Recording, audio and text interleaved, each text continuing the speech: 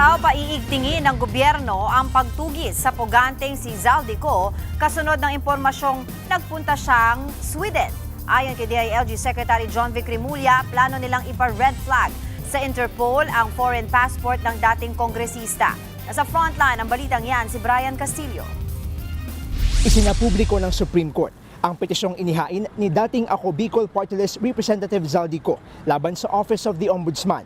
Dito nakasaad na nasa Stockholm, Sweden noong January 15 ang dating kongresista.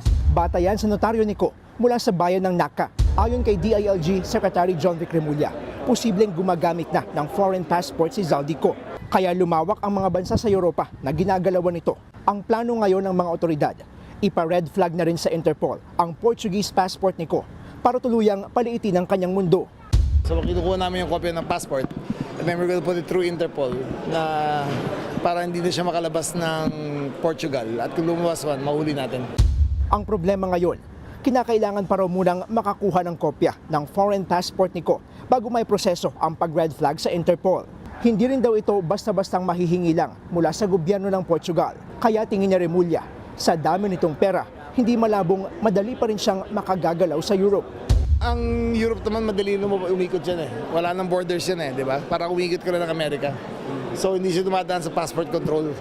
Bagamat naka-freeze na raw ang assets niko sa Pilipinas, may impormasyon silang nakapag-puslit pa ito ng nasa daang milyong piso gamit ang cryptocurrency. Ito raw ang nagagamit niya para pagkagastusan ang kanyang pagtatago abroad.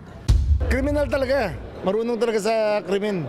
Pati escape route ng pera, escape route ng bahay niya, kung saan siya titira, alam niya. Escape route ng pera, meron siya. More than a congressman, more than a businessman, he was a criminal.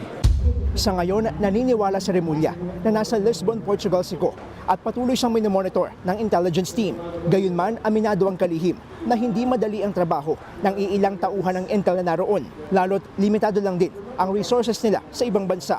Kung gusto naman daw ni Zaldico na makipagdialogo sa gobyerno, kailangan magbalik muna siya ng nasa halagang $1 billion o higit 58 billion pesos na ninakaw niya raw sa taong bayan. Kasi ninakaw niya sa tao yun eh, dapat ibalik natin sa tao. Nakikipag-ugnayan naman na ang Pilipinas sa gobyerno ng Sweden para matukoy ang posibleng lokasyon ni Zaldico.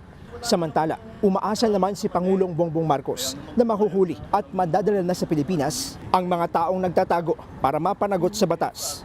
Hindi natin masasabing may frustration ng Pangulo dahil alam po niya na ang mga namumuno sa mga ahensya ng gobyerno na tumutugis sa mga fugitive ay nagtatrabaho ng ayon sa kanyang utos.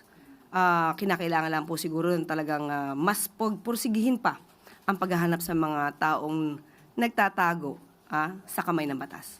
Nagbabalita mula sa frontline, Brian Castillo, News 5.